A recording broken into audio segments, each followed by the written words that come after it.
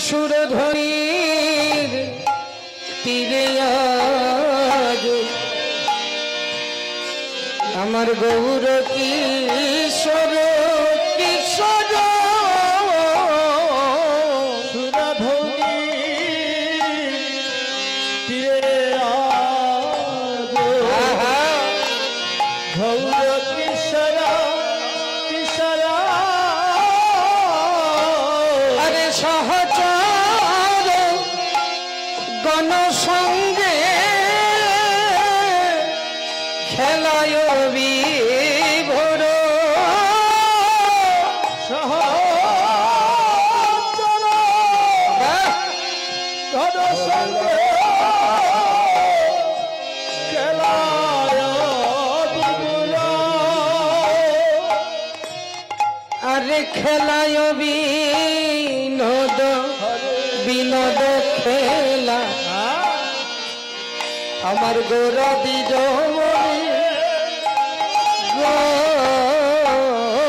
খেলায়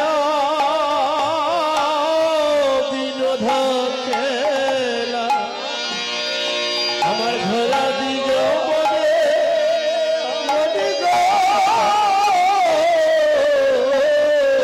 বলি বিনোদ খেলা খেলিছে বিনোদী খেলা খেলিছে অন্তরঙ্গ ভক্ত সনে বিনোদ খেলা খেলিছে অন্তরঙ্গ ভক্ত সদা অন্তরঙ্গ ভক্ত সঙ্গে বিনোদ খেলা খেলিছে অন্তরঙ্গ ভক্ত সদা সুরধনী গঙ্গার তীরে সুরধনী গঙ্গার তীরে অন্তরঙ্গ ভক্ত সদা বিনোদ খেলা খেলিছে বিনোদ খেলা খেলিছে বিনোদ খেলাবার কি আমাদের এই জগতে কত খেলা ফুটবল খেলা ক্রিকেট খেলা ব্যাডমিন্টন খেলা কিন্তু বিনোদ খেলাবার কি মহাপ্রভু খেলছে বিনোদ খেলা আমার অনাদিরাদি প্রাণ গোবিন্দ সচিনন্দন গৌর হরি অন্তরঙ্গ ভক্তদেরকে নিয়ে বিনোদ খেলা খেলছে বিনোদ শব্দের অর্থ হয়েছে আনন্দ আনন্দের খেলা আরে বাবা খেলা বলতেই তো আনন্দ আবার আনন্দের খেলা বলে হ্যাঁ এই জড় জগতের যত খেলা আছে সেই খেলায় আনন্দও আছে নিরানন্দও আছে আছে কি না এই দেখুন কয়দিন আগে বিশ্বকাপ ক্রিকেটে আনন্দ করলো এক দল আর সব দল কাঁদতে কাঁদতে দেশে গেল কিনা তাহলে এই জড় জগতের খেলায় এক দলে আনন্দ করে আর বাকি সব দলে চোখের জলে ভাসে তাহলে এই জগতের খেলায় নিরানন্দ আছে আমার গৌর হরি এমন খেলা খেলিতেছে যে খেলা খেললে পরে জীবন নিরানন্দ চিরদিনের মতো শেষ হয়ে যায় হরে হরে সেই খেলা কি সেই আনন্দের খেলা কি হরে কৃষ্ণ মহাজন বলছে সেই খেলা হয়েছে কৃষ্ণ যে খেলা খেললে পরে এই জীবের আর এই জন্ম মৃত্যু হয় না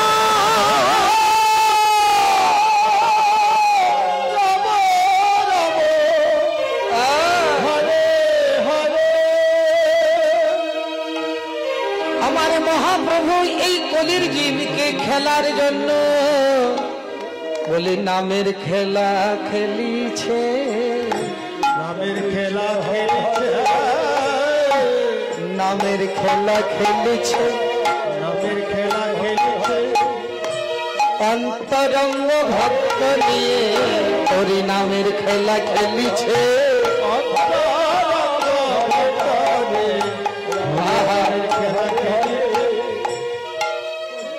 হরি নামের খেলা খেলছে আর কলির জীবকে ডেকে ডেকে বলছে ওগো মর্তবাসী কলির জীব আয় গো তোরা ছুটে আয় ছুটে আয় হরি নামের খেলা খেলবি যদি ছুটে আয় ছুটে আয়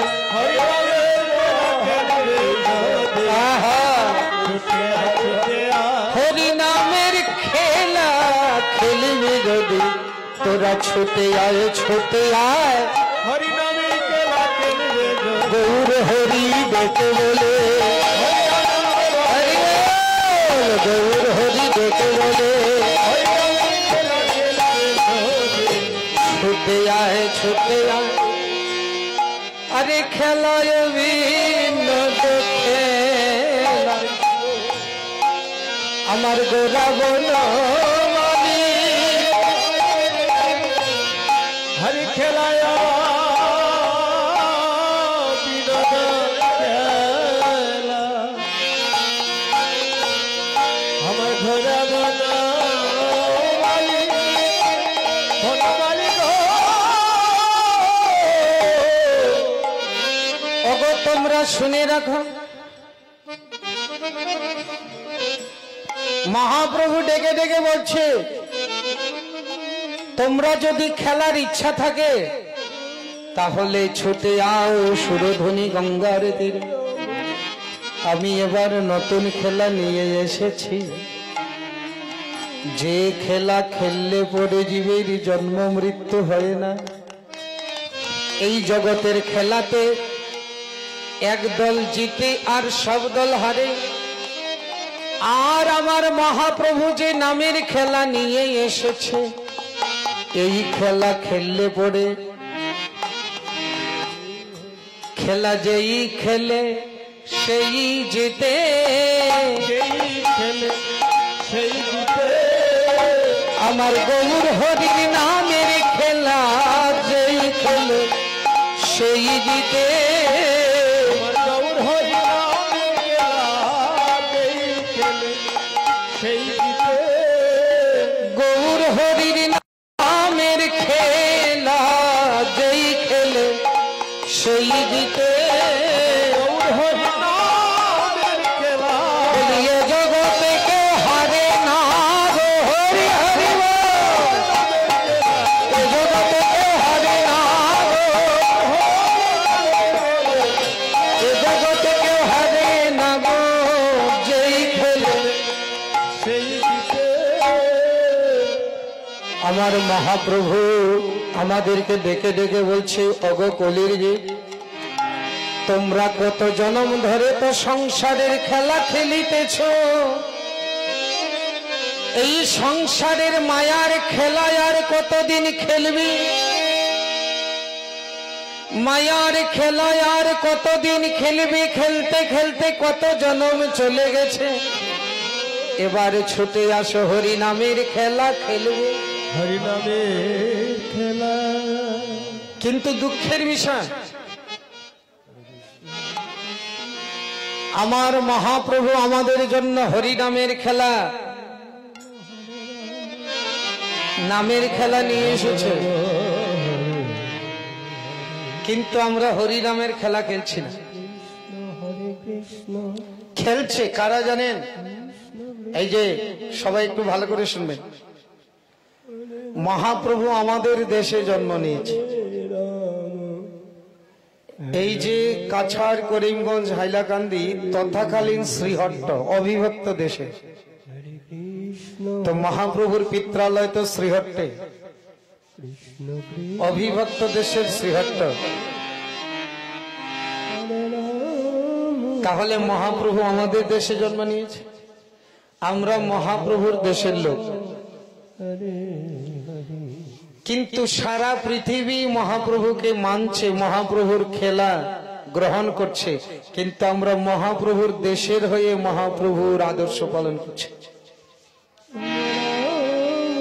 আপনারা নবদ্বীপে যাবেন বৃন্দাবনে যাবেন মায়াপুরে যাবেন গিয়ে দেখবেন হাজার হাজার বিদেশি Russia Thailand, Italy, German, Japan, Korea, এই সব দেশের মানুষ যারা ধর্ম বলতে কিছু জানতেন না, শুধু যৌনতা নিয়ে মত্ত থাকতেন, আজ তারা আমাদের বাঙালির মতো মায়েরা শাড়ি ব্লাউজ পরছে, আর একটু বেশি পড়ছে কি কপালে তিলক, গলায় মালা, হাতে মালা জপের থলি। দেখলে মনে হয় যেন স্বর্গের দেবীরা নেমে এসেছে, চরণ ধরে প্রণাম করতে ইচ্ছা হয়। আর আমাদের বাঙালি মায়েদের কি অবস্থা? বেশিরভাগ বাঙালি মায়েরা না গলায় তুলসীর মালা পরে, তিলক তো দূরের কথা। আর দেখবেন এক গ্রামে যদি 100টা ঘর থাকে, 200টা ঘর থাকে, এর মধ্যে একজনও মালা জপ করে এমন বের করা খুঁজে অসম্ভব। তাহলে মহাপ্রভুর নামের খেলা থেকে আমরা কত দূরে? একজন আমেরিকান বৈষ্ণব নবদ্বীপের ঘরে ঘরে ভিক্ষা করছে।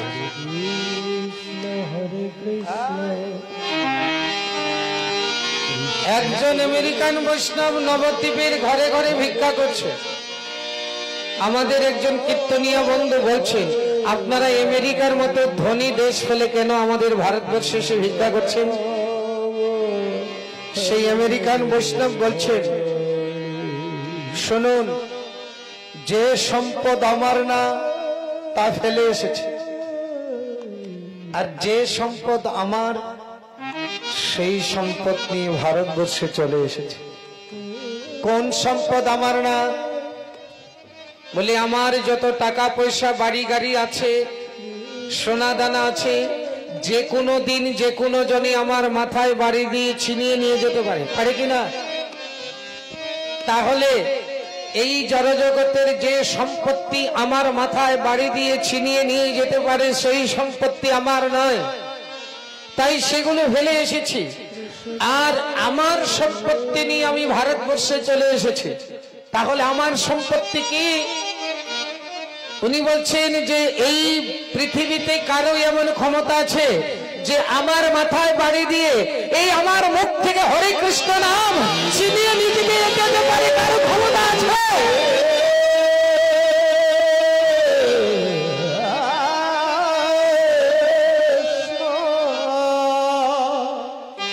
তাই যে হরিনাম আমার মুখ থেকে ছিনিয়ে নিয়ে যেতে পারে না, সেটাই হয়েছে আমার একমাত্র সম্পদ। এই যে আপনারা হরিনাম শুনছেন, এর ভাগ কেউ নিতে পারবে না, আর এই হরিনামের ফল আপনারা পৃথিবীতে রেখে যেতে পারবেন না। যেখানে যেখানে জন্ম নেবেন সেখানে সেখানে আপনাদের সঙ্গে যাবে। আমেরিকান বৈষ্ণব বলছে, তাই হরিনাম সম্পত্তি নিয়ে আমি চলে এসেছি। একজন আমেরিকান বৈষ্ণব নবদ্বীপের একজন ঠেলাওয়ালাকে প্রণাম করছে। ঠেলাওয়ালা বলছেন, আপনি বৈষ্ণব আর আমি ঠেলাওয়ালা, আপনি আমাকে প্রণাম করছেন কেন? আমি আপনাকে প্রণাম করব। আমেরিকান বৈষ্ণব বলছেন, ভাই, যদিও আমি বৈষ্ণবের বেশটা পড়া, তবু আমি আপনাকে প্রণাম করছি। কেন? বলছে, প্রণাম করছি সেই জন্য, আপনি তো আমার গৌর দেশের লোক, আমার মহাপ্রভুর দেশের লোক। যদিও আপনি ঠেলাওয়ালা, তবু আপনি আমার গৌর দেশের লোক, তাই আপনাকে আমি প্রণাম করছি। আর প্রণাম করলে আশীর্বাদ দিতে হয়।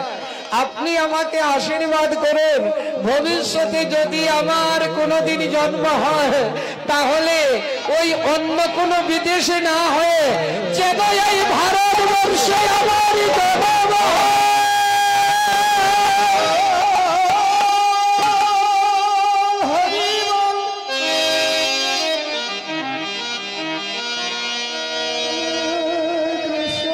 তাহলে দেখুন তারা ভারতবর্ষে জন্ম নিতে চায়,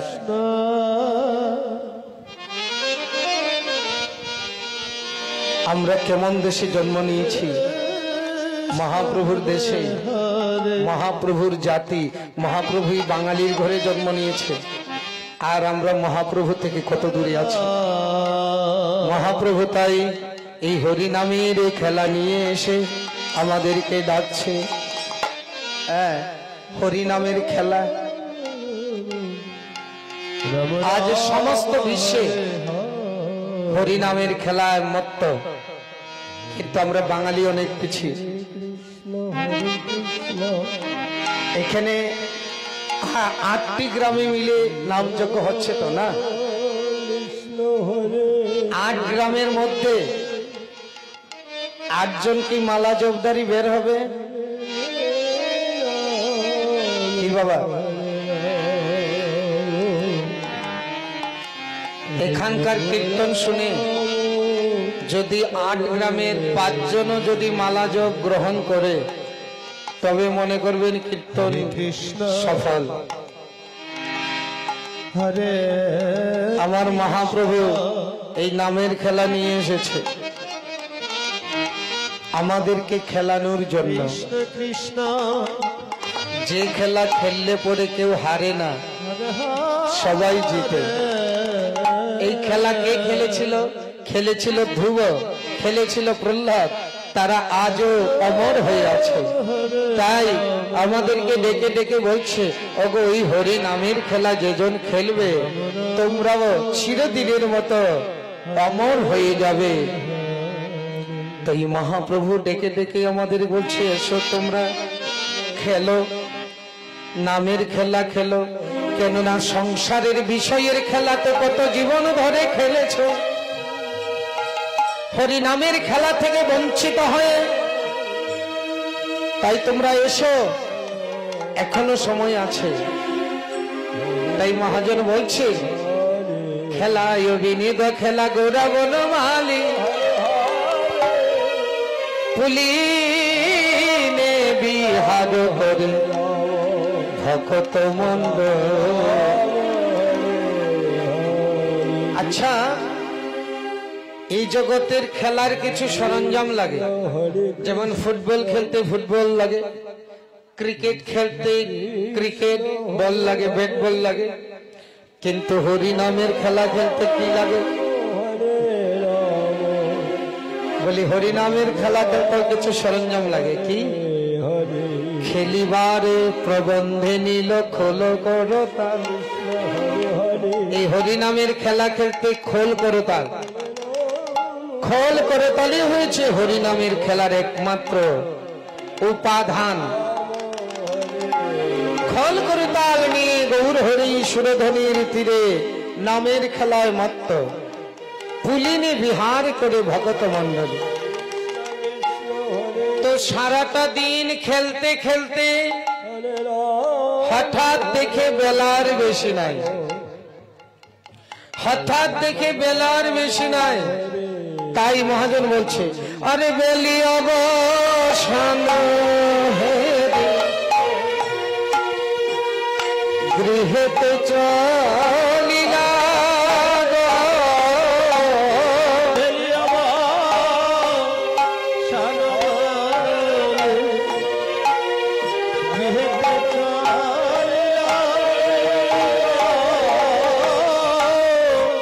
अरे बेलिया बसन हेरी गृहेते चलिला गो, बेलिया बसन हेरी गृहेते चलिला गो। खेलते खेलते খেলতে খেলতে যখন বেলায় অবশেষ হয়ে যাবে, তখন আমাদের সবার ঘরে যাওয়ার ইচ্ছে হয়। এই যে আমরা সবাই সকাল বেলায় এসেছি খেলতে, আমরা সবাই সকালবেলা আসি। আমরা যদি সবাই সকালবেলা আসি তাহলে বিকালবেলা কে আসে? বলে বিকালবেলা কেউ আসে না। আমরা সবাই সকালবেলা আসি। কোন সকাল? ওই সূর্য যে উঠেই সকাল নয়, মানে আমাদের জীবনের সকালবেলা। আর এই সংসারটা বিচরণে হয়েছে গোষ্ঠ গোচারণ। আমরা বিচরণ করছি। আচ্ছা, আমরা যে যা চাকরি করি, কাজবাজ করি, সারাদিন চাকরি করি, ব্যবসা বাণিজ্য করি, কিন্তু যখনই বেলা শেষ হয়ে যায় তখনই ঘরে ফিরে আসি কিনা? মহাজন আমাদেরকে বলছে, আমাদের এই সংসারের খেলা খেলতে খেলতে যেদিন আমার জীবনের বেলা শেষ হয়ে যাবে, আমাদের যেদিন এই জীবন বেলা শেষ হয়ে যাবে, আমাদেরও ঘরে ফিরে যেতে হবে।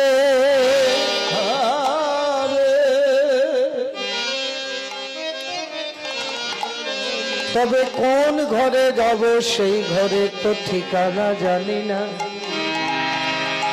কি বাবা, যেদিন আমরা ইহলোক ত্যাগ করে চলে যাব, কোন ঘরে যাব জানি? পথ চিনি না, কিন্তু এসেছি ওই ঘর থেকে। যে ঘর থেকে এসেছি ওইটাই আমাদের আসল ঘর। এই সারা জীবন যে ঘরে আছি একটা ভাড়াটে বাসা। আমরা সারা জীবন পরিশ্রম করে যে ঘরটা বানিয়েছি ভাড়া বাসার মতো, এটা আমাদের আসল বাড়ি নয়। আমাদের আসল বাড়িতে যেতে হবে। আসল বাড়ি ছেড়ে এখন ভাড়া বাসাতে বাস করছি। যেদিন সময় হয়ে যাবে ওই বাসাটা ছেড়ে দিতে হবে, আমাদের নিজের ঘরে যেতে হবে। কিন্তু যে ঘর থেকে এসেছি সেই ঘরের কথা তো ভুলে গেছি।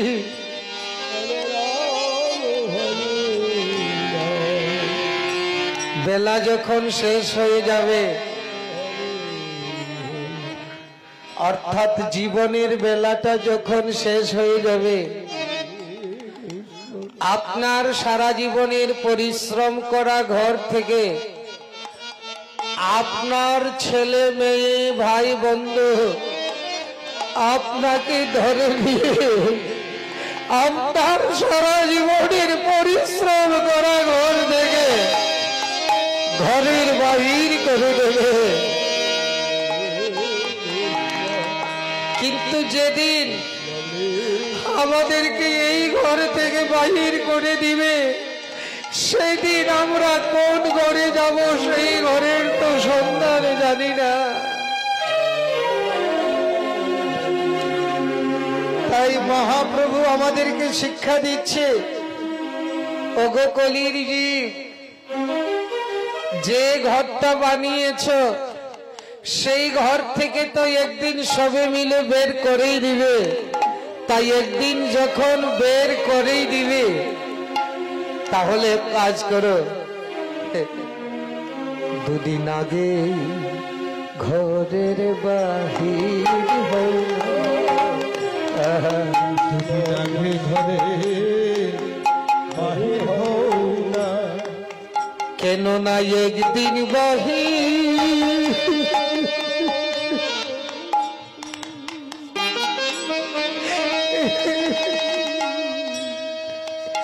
একদিন বাহির করেই দিবে। দুদিন আগেই বাহির হয়ে যাও কেন না একদিন বাহির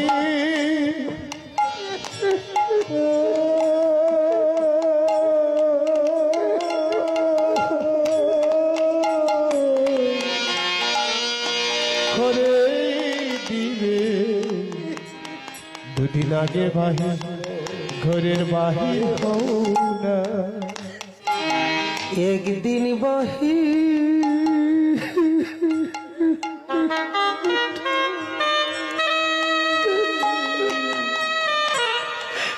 করে দিবে তাই দুদিন আগেই ঘরে বাহির হও না একদিন বাহির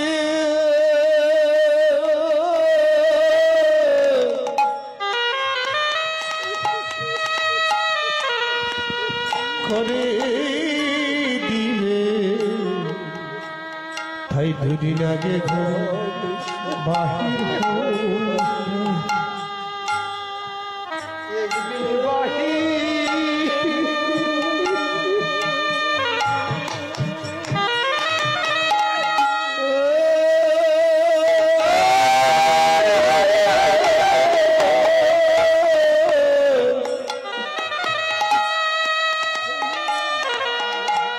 বাহির করে দিবে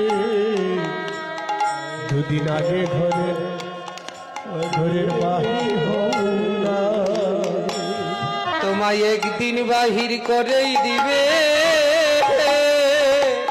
তোমায় একদিন বাহির করে দিবে ওই ভাই বন্ধু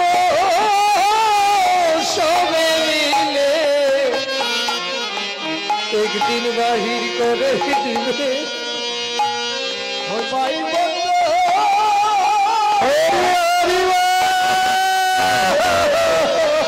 একদিন বাহির করে দিবে তোমার ভাই বন্ধু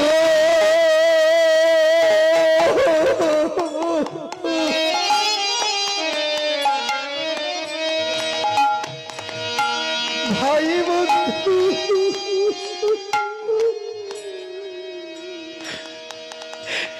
সবে মিলে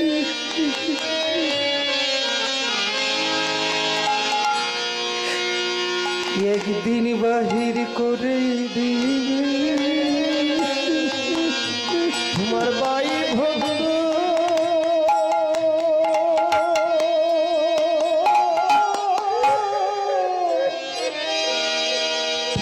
সবে মিলে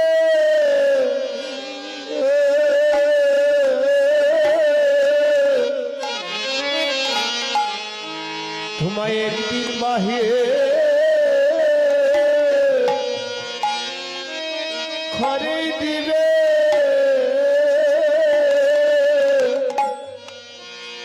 সেদিন একা একা কাঁদিতে হবে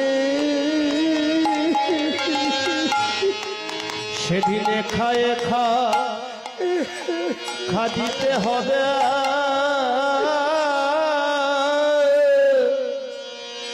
অজানায় চেনা পথে সেদিন একা একা কাঁদিতে হবে অজানা অচেনা পথে সেদিনে খাদিতে হবে অজানা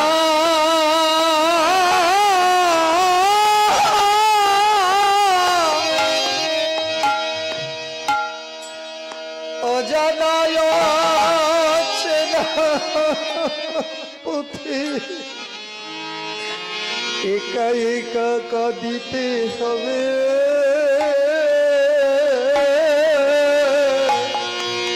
সেদিন অজানা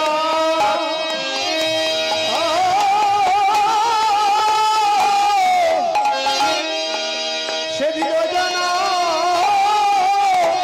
অচিনা পথে তোমার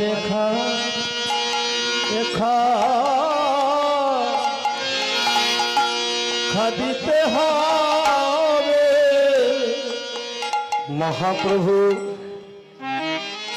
সেই জন্য মাত্র 24 বছরের বয়সে ঘর থেকে বাহির হয়ে গেল।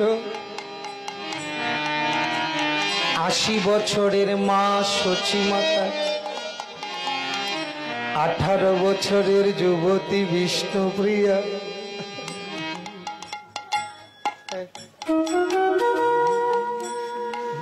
তাদেরকে ঘরে রেখে মহাপ্রভু চলে গিয়েছিলেন। কেউ প্রশ্ন করেছিলেন যে মহাপ্রভু কেন ঘরের বাহির হলো? 80 বছরের বৃদ্ধা মাকে, 18 বছরের যুবতী বিষ্ণুপ্রিয়াকে রেখে কেন বাহির হলেন?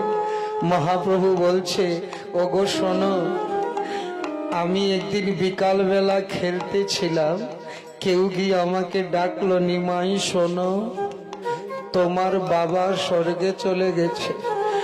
স্বর্গে চলে গেছে কথাটা যে মানুষ মরে যায় আমি জানতাম না। আমি বললাম, বাবা আমাকে খুব ভালোবাসে, যেখানে যায় আমাকে নিয়ে যায়।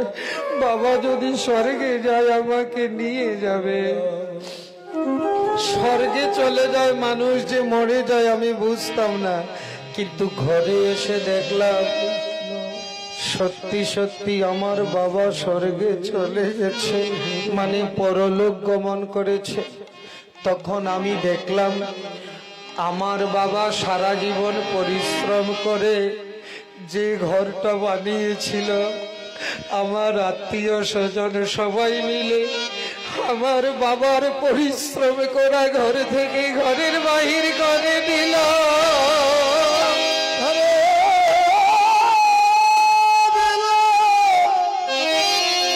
তাই আমি মনে মনে চিন্তা করলাম, আমার বাবার সারা জীবনের পরিশ্রম করা ঘর থেকে যখন ঘরের বাহির করে দিল,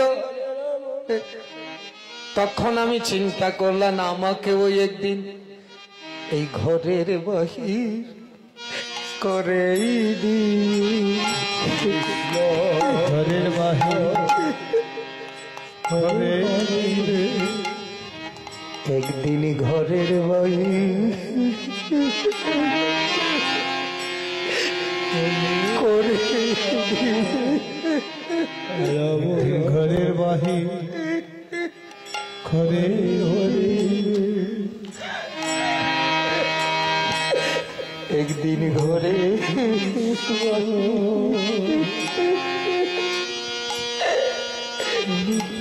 করেই দিবে। ঘরে বাহির ঘরে। ওরে ভাই বন্ধু,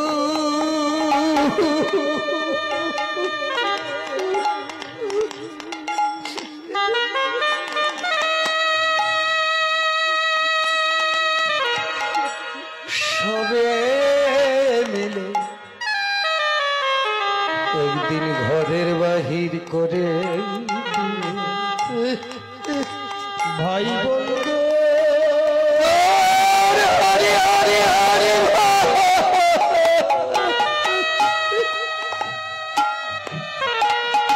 সবে মিলে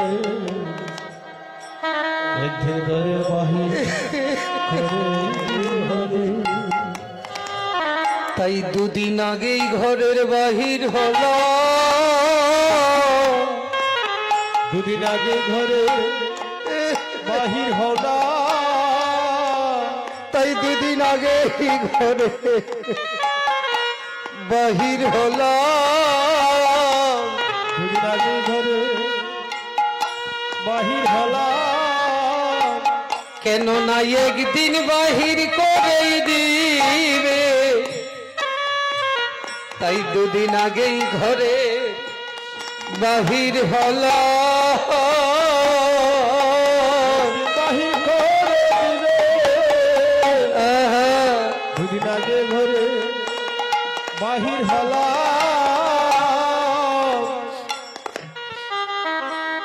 এই ঘর থেকে যেদিন বাহির করে দেবে, সেদিন কোন ঘরে যাব সেই ঘরের তো সন্ধান জানি না।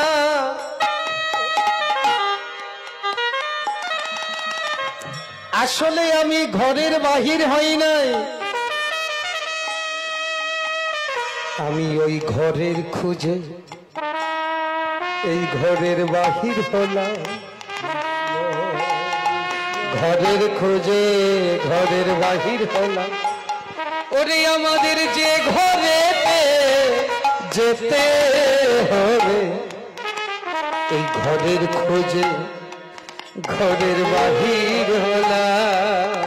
আমাদের ঘরেতে যেতে হবে, ঘরের খোঁজে ঘরের বাহির হলাম। ওগো যে ঘরেতে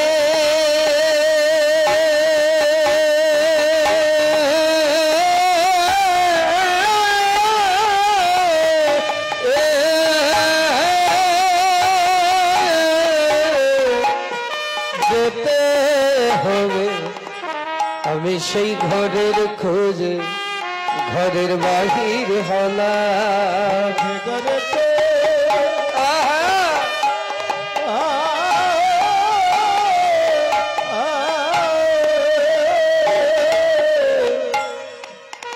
যেতে হবে, আমি ঘর ছেড়ে ঘরের বাহির হলাম। আমি সেই ঘরের খুঁজে বাহির হলাম, সেই ঘরের খুঁজে বাহির হলাম। দুদিন আগেই ঘরে বাহির হলাম, দুদিন আগে ঘরে বাহির হলাম। কোন জায়গায় যদি যেতে চান, সকালবেলা বের হলে অনেক দূর যাওয়া যায়, আর সন্ধ্যার সময় যদি ঘর থেকে বাহির হন, একটু জায়গা যেতে না যেতেই বেলা ডুবে যায়। তাই আমাদেরকে শিক্ষা দিচ্ছে মহাপ্রভু, সেই ঘরে যদি যেতে হয়, তাহলে যদি বেলা ডুবে যায় সেই সময় যদি বের হও, তাহলে তো অন্ধকারে পথ খুঁজে পাবে না। মহাপ্রভু 24 বছর বয়সে ঘর থেকে বাহির হয়ে সন্ন্যাস নিয়ে আমাদেরকে বুঝিয়ে দিয়েছে, শিখিয়ে দিয়েছে। ওগো বেলা থাকতে ঘরের বাহির হও গো, বেলা থাকতে ঘরে বাহির হবে, বেলা থাকতে ঘরের বাহির হও গো, বেলা থাকতে ঘরে বাহির হবে, ওগো বেলা থাকতে ঘরের বাহির হও গো, বেলা থাকতে ঘরে বাহির হবে, ওগো বেলা ডুবে গেলে আর হবে না, বেলা থাকতে ঘরের বাহির হও গো। বেলা ডুবে গেলে আর হবে না, বেলা থাকতে ঘরে বাহির হবে,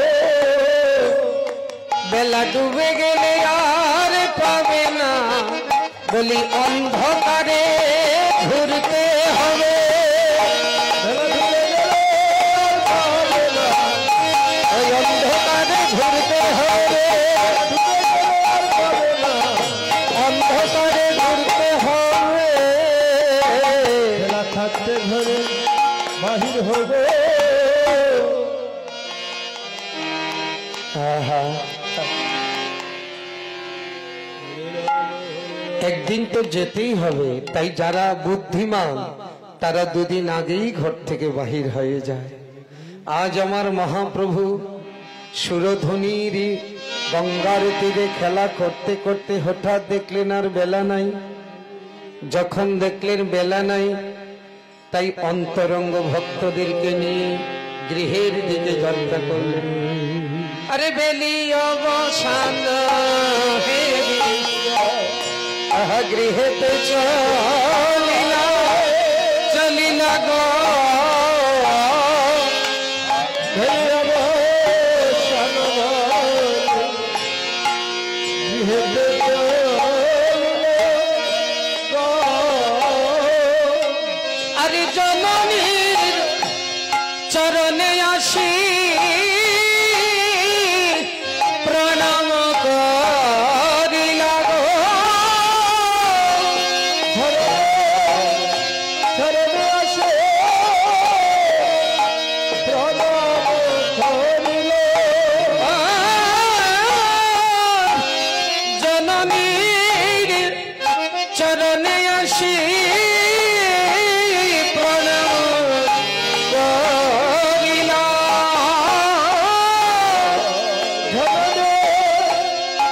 শরণে আসে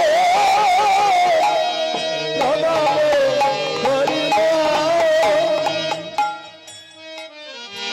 মায়ের চরণে এসে প্রণাম করলেন আর মাকে বললেন আশীর্বাদ করো মা, আশীর্বাদ করো মা, আশীর্বাদ করো মা, আশীর্বাদ করো মা, যেন হরি নাম গাইতে পারি, আশীর্বাদ করো মা, হরি নাম গাইতে পারে, আশীর্বাদ করো মা, যেন হরি নাম গাইতে পারি, আশীর্বাদ করো মা, হরি নাম গাইতে পারে, অহরহ দিবানিশি, হরি নাম গাইতে পারে, অহরহ দিবানিশি, হরি নাম গাইতে পারে, আশীর্বাদ করো মা।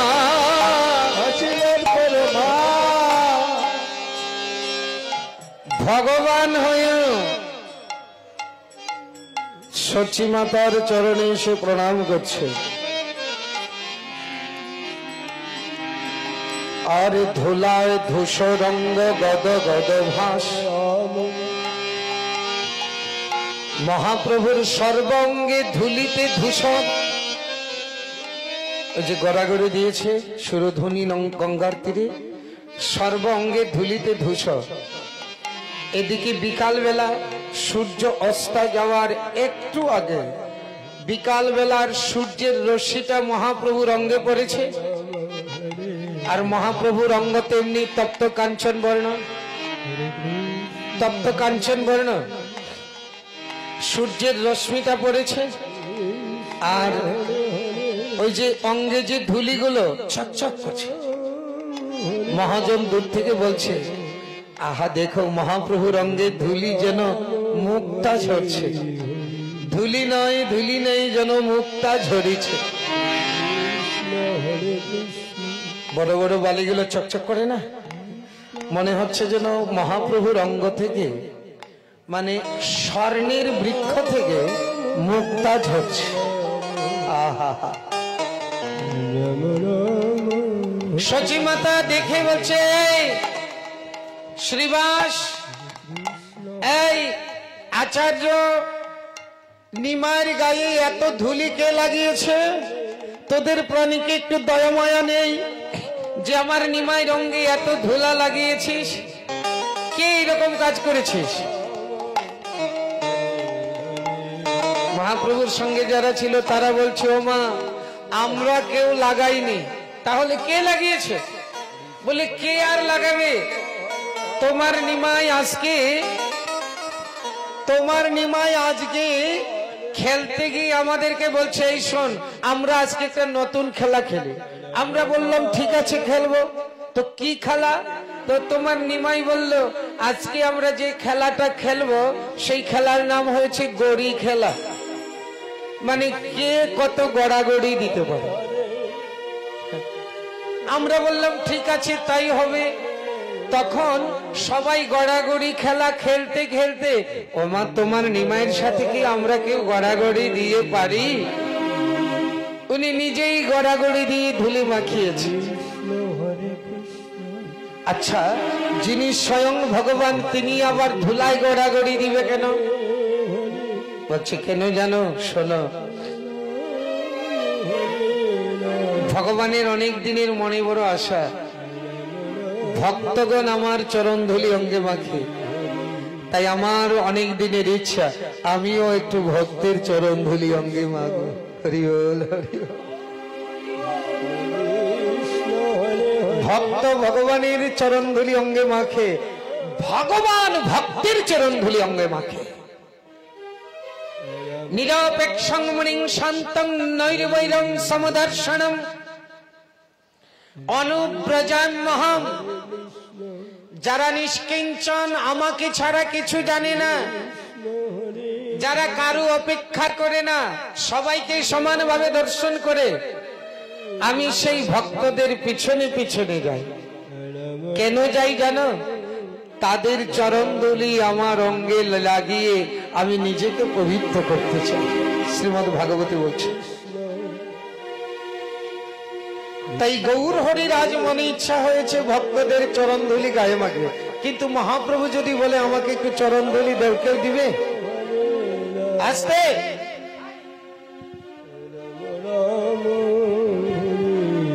মহাপ্রভু যদি বলে কেউ কাউকে যে আমাকে চরণ ধুলি দেও, তো দিবে? তাই উনি কি করছেন? খেলার ছলে ভক্তদের চরণ ধুলা গঙ্গে মাখছে। আমাদেরকে শিখিয়ে দিচ্ছে, নিজে আচরিলে না ধর্ম শিখানো না যায়, এই তো সিদ্ধান্ত গীতা ভাগবতে গায়। আগে নিজে আচরণ করতে হয়, তারপরে জীবকে শিক্ষা দিতে হয়। নিজে না আচরিলে ধর্ম শিখানো না যায়, এই তো সিদ্ধান্ত গীতা ভাগবতে গায়। তাই মহাপ্রভু নিজে আচরণ করছেন আর ভক্তের ভক্তের চরণধুলি গড়াগড়ি দিচ্ছে, আর চরণধুলিতে গড়াগড়ি দিয়ে আমাদেরকে শিক্ষা দিচ্ছে, ওগো কলির জীব, তোমরা যদি ভগবানের কৃপা পেতে চাও, ভক্তের চরণে ধুলি অঙ্গে মাখো, ভক্তের চরণ ধুলি অঙ্গে মাখো, যদি কৃষ্ণ কৃপা পাইতে হয়, ভক্তের চরণ ধুলি অঙ্গে মাখো, ধুলায় গড়াগড়ি দিয়ে, চরণ ধুলায় গড়াগড়ি দিয়ে ভক্তের চরণ ধুলায় অঙ্গে মাখো, চরণ ধুলা অঙ্গে মাখো। নিজে অঙ্গে ধুলা মেখে আমাদেরকে শিক্ষা দিচ্ছে। এটাই হয়েছে কলির যুগের ভজন। ভক্তপদ ধুলি, ভক্তপদ ধৌত জল, ভক্ত ভুক্ত অবশিষ্ট, এই তিন সাধনের বল। তাই মহাপ্রভু নিজেই ভক্তের চরণ ধুলা মেখেছে। ও তাই মা বলছেন, নিমাই কাছে আয়, কাছে আয়, আমি তো রঙের ধুলা ঝেড়ে দেই। দেখবেন সন্তানরা যদি গায়ে ধুলিবালি থাকে, মার কোথায় বস্ত্র পাবে? নিজের আঁচলটা দিয়েই মা সন্তানদেরকে ঝাড়ে, মুছে, করে না? নিজের আঁচলটা দিয়েই ঝাড়ে। তাই সচি মাতা নিমাইকে বলছে, আয় আয় নিমাই, আমার কাছে আয়, তোর সোনা রঙে এই ধুলি মাখা আমি কি সহ্য করতে পারি? আয়। ধুলায় ধূসরঙ্গ গদ গদ ভাস, মা বলছে আয় নিমাই, তো রঙ্গ মুছে দে। মা নিজের আঁচল দিয়ে নিমাইয়ের অঙ্গ মুছতে যাচ্ছে। এমন সময় বৈষ্ণব পদকবি বলছে, এ রাধা মোহন পহু করত হিয়া। বৈষ্ণব পদকবি রাধামোহন, এই দেখুন বৈষ্ণব পদকবির নাম, এই হয়েছে বৈষ্ণব পদাবলী।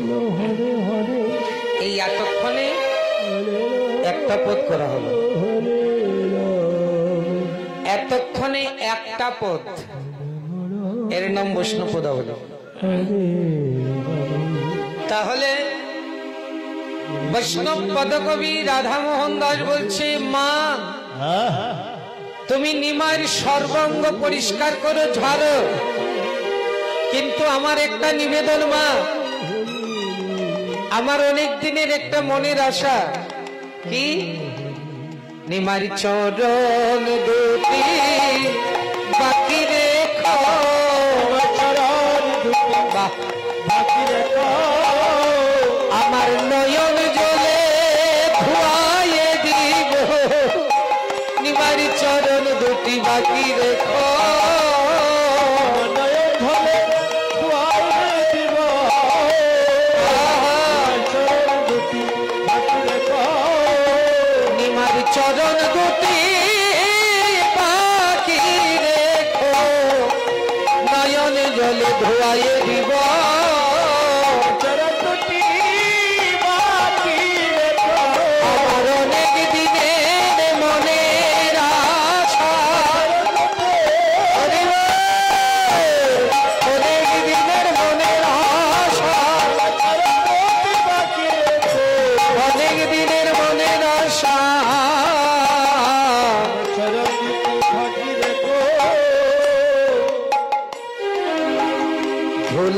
সুসরঙ্গ গদ গদ ভাস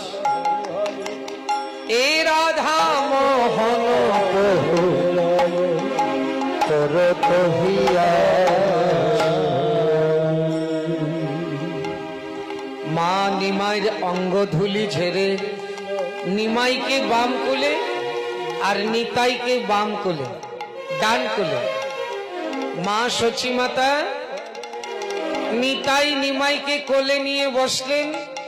মহাজন বলছে দেখো দেখো কিরকম সুন্দর দেখাচ্ছে, ঠিক যেন সেই কানাই বলায়,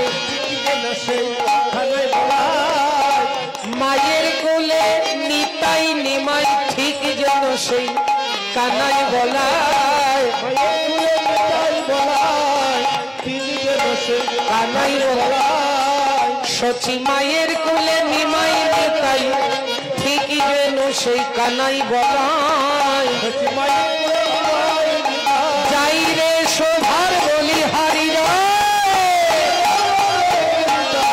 যাই রে শোভার বলি হারি যায়, যাই রে শোভার বলি হারি যাই ঠিক যেন সেই কানাই বলায়। এতক্ষণ আমরা নবদ্বীপ লীলা আস্বাদন করলাম, মহাপ্রভুকে ঘরে এনেছি। এখন আমরা গোবিন্দকে বৃন্দাবনে গিয়ে শ্রীকৃষ্ণকে ঘরে আনব। এর নামই ফেরত গোষ্ঠ বা উত্তর গোষ্ঠ। উত্তর গোষ্ঠ বা ফেরত গোষ্ঠ মানে মাঠের থেকে ঘরে যাওয়া, মানে আমরাও সংসারের বিচরণ শেষ করে আমাদের ঘরে যাওয়া। নিতাই গৌর। আহা।